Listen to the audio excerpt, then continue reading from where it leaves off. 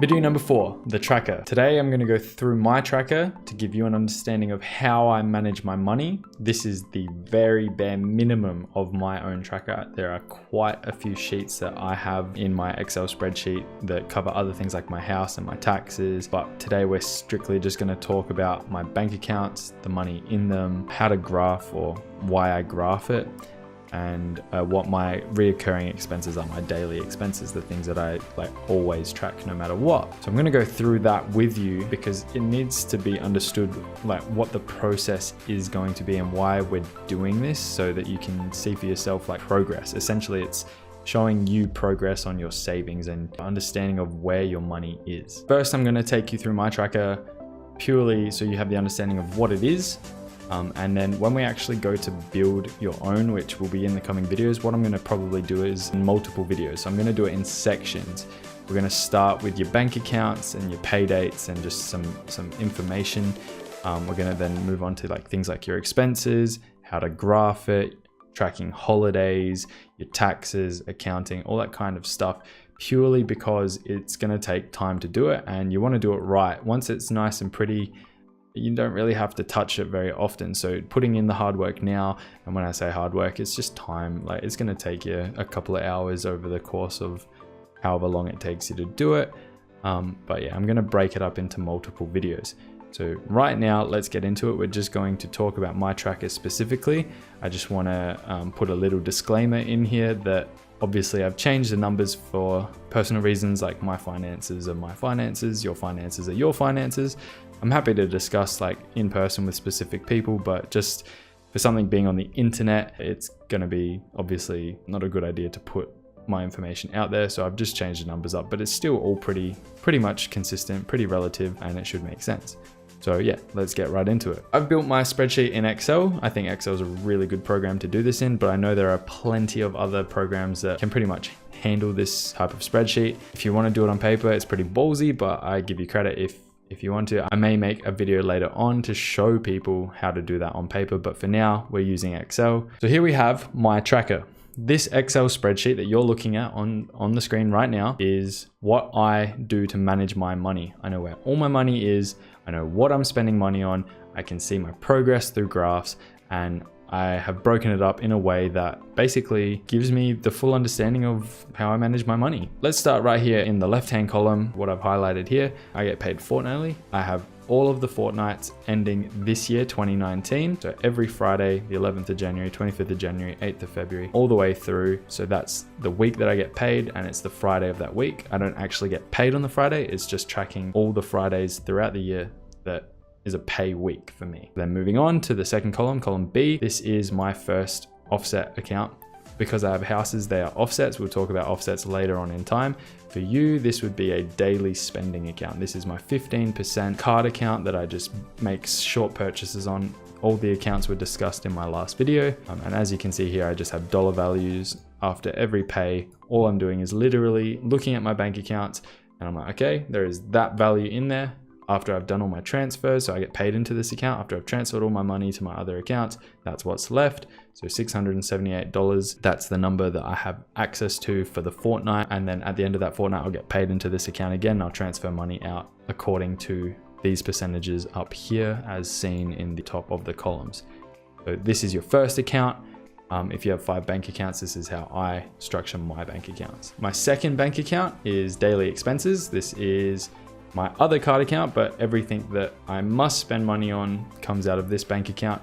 And as you can see, I've been building it up to $3,000, which is how much money I need to pay all of my bills if they all came at once tomorrow.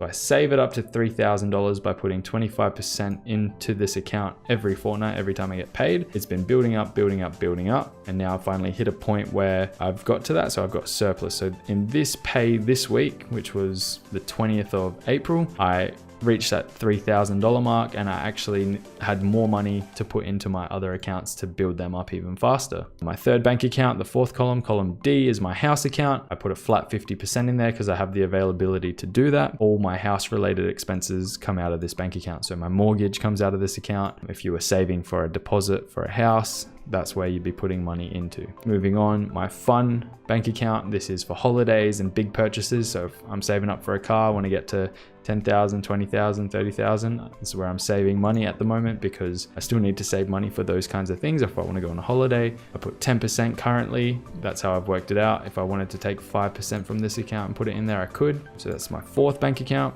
And then my fifth bank account is my emergency account. So I said start at $2,000. I've saved up to 600 at the start of the year. That's where I was. And I've only been doing this since last year and it's been working out pretty well. So we're up to April here and I'm at $2,800. Again, I've jumbled the numbers up, but as you can see, I've been putting $25 consistently into these bank accounts. And my goal is to get it to 3 months of my living expenses. And then I'm thinking I'm going to try and save it up to 10 grand. Once it's at $10,000, I'm just going to leave it at $10,000. Column G here is my, as you can see, what I've clicked on, it's highlighted all of these cells. This here is the total of all of my bank accounts. So this is how much money I have in my bank accounts. Again, I'd like to reiterate, I've changed the numbers for personal reasons. However, it's a good indicator to show you how money fluctuates and like what you'd be expecting. As the weeks go on and you're actually saving money, you'll see that these numbers build up. Obviously, these are the dates that haven't come yet this year and they will be populated every time I get paid. And that's what leads into this here is a counter. So it's just a bit of fun to show you as you're getting closer to your paydays or how many days left in the year kind of thing. It's just a countdown.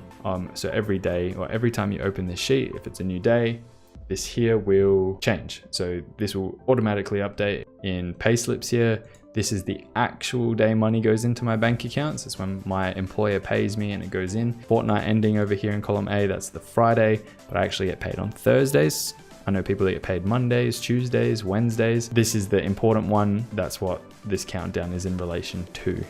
So there's 12 more days until the 2nd of May, I believe. Where are we now? When's the 2nd of May? We've got 1, 2, 3, 4, 5, 6, 7, 8, 9, 10, 11, 12 days. And as you can see there, 12 days. Moving along, my net pay. So this is after tax. So after I paid all my taxes, this is how much money goes into my bank account and it fluctuates depending on the hours I work and if I get paid overtime and things like that. I don't get paid this much. I wish I did, but it's a good indicator to show you how it fluctuates. It doesn't matter too much because all I'm really doing is taking the value off of my payslip and I'm putting it into these cells. So let's just say I got paid for the fortnight. I did an 80-hour week. I got paid $1,868 after tax. I put it into that cell there. Now, this section here is really important. So this section here is just some data and analytics, some information to show you how you're tracking. These cells here, I have an average savings, which tells me fortnightly and weekly how much I save, which at the moment it's broken because I've changed the numbers up so much, it's not accurate. I'm gonna go through this in the build, but you want it to basically work out the average over a period of pays to show you how much money you're saving. And that's what this equation up here does. You don't have to know it. I'm gonna tell you how to type it line by line. It will basically show you over time how much you save on the fortnight and then on the week. Then your average spending. So I'm definitely not spending $1,100 a fortnight at the moment or $539 a week. So like I said, over time, as this equation changes, these numbers will approximate better and then you'll be able to say, hey, I saved $600 a week for this entire year. That's pretty good. That's crazy. That's really good. But that's what this section is meant to do over time as you put more pays in and you get a little bit more consistency in your wage. Moving on, I have days until 1 year. So this is just a countdown until the last day I get paid. So at the moment it's 250 days. Some general information, my net. So after I pay all my taxes, that's how much I've made since January. My average, so that's, on average each week, that's how much I get paid. How many times I've been paid so far, that's just gonna count all of these cells every time I get paid. This is total expenses on tracked activities. So tracked activities is on the right here in green. I'm going to go through them in a second, but that's the total amount of money I've spent on the things that I'm tracking specifically. And then a day counter counting up. Again, not super necessary. It's just a bit of fun. 2019, my savings and expenses. So at the end of the year, these here will be locked in. They won't ever change. Whereas this one here just adds up different numbers. So this will be the final number. And then down here, my expense start date. So I started tracking 2019 on the 1st. Last year I started in March. So it would obviously be a date in March. So that is the breakup of my bank accounts and then money, obviously with different numbers, and then some information about that. If you have 3 accounts, you'd only have 3 columns here. You wouldn't have these 2. If you have 5 accounts, 10 accounts, whatever it is, I'm gonna show you how to add them one after the other. I'm gonna do it based on my build, but it's still going to be applicable to you. Over here, we're sliding across now. In orange on the left, this is just a pay calculator. So I've just got it ready to go. So let's say I get paid $1,500. I put 1,500 into the cell and hit enter. And as you can see, it shows me all the percentage breakdowns. So if I need to know how much I need to put into those accounts, I don't have to do the math, it does it for me. So let's say I want to put 50% of my 1,500 in. You could probably do the math in your head. It's 750. If you got paid something crazy like $8,521.22, it does the same thing. It still breaks it down nice and easy. So that would be the number you'd transfer. And then these are my key numbers because I'm using these numbers specifically to put into my bank account. So I've just got them there as like a quick go-to. Okay, so that is the breakdown of the calculator. Moving along one more time. So I track very specific things. I track things that are super reoccurring or easy to track. I don't track impossible things like going out to town, buying drinks, or like eating out with friends regularly. It's just a bit of a headache. What I track specifically are the reoccurrences, the things that come out of my daily expenses, because I want to know how much I'm spending on things each year. So I track my petrol, which as you can see is built up of how much I paid when I filled up, the liters that I put into the car, the price per liter in dollars, the day that I filled up, and how many days between the last time I filled up. So I went away for work a couple of times, as you can see here. That's why they're quite large. Whereas other days, 1 week, 4 days, 2 days, I needed to fill up pretty quick. I filled up 12 times, the amount of liters total that I put into my car, and then what it's cost me so far. I drive a car that actually uses premium petrol, so I'm really curious to see this number because one day when I buy a more economic car, I want to see the difference and see if it actually makes a difference at all, if I'm actually saving more money. The first place I would go if I really need to save money would be to a cheaper, more efficient car. Another thing I track is sport. So I play social sport, I play netball and soccer, and I just track the price, what the sport was, and the date that it was. So at the end of the year, I can see this total, and if it's like thousands of dollars, again, I know where to cut it. I can run laps around the oval instead of paying to play sport, and then I just see how many times I played it in that year. It's just a personal thing. Yours may be different. You may have different things that you want to track. Food at work. If I'm at work and I buy lunch, it's pretty easy to just come and write that down. I don't track every single food item, so I get the same thing every time I go somewhere for food. Where I work, there's pretty limited availability for food, and then just the dates I fill up. So if I'm eating out like 4 or 5 times a week, I'm gonna notice that in here. And the reason why I track it is to basically go, okay, have I eaten out more than twice this month? If I have, I need to curve that because I just can't be spending money on food at work when I can save so much money by just making my own cheap lunches. I eat chicken and rice, tuna and rice, I make wraps, and it's just a fraction of the cost, which is great, opposed to eating out. My phone bill, it's pretty regular, something I don't mind tracking. And then the important one here is the one-offs. So these are the one-offs, the things that cost me once a year. So I pay my gym membership 12 months in advance because we're gonna talk about it in another video, but I really like to pay for things upfront. I don't like direct debits. I don't like it when I owe someone money like on a reoccurring basis. So I paid for my gym membership 12 months in advance on the 10th of January, and that cost me $570 or $569.40. And now I don't have to worry about that expense until the 10th of January 2020. My car service, my airbag change, things that I need to get done in order to survive. If I don't have my car, I can't get to work. Power bill, gas bill, this will differ for everyone. Everyone has different expenses. Your rent might go in here depending on how you're living. Essentially, you need to put the things that are going to cost you regularly into this section because they're one-offs. Rent wouldn't go in here. I lie, rent would have its own column. So yeah, so these are the main things that I spend money on to survive, and they're easy to track, so I track them.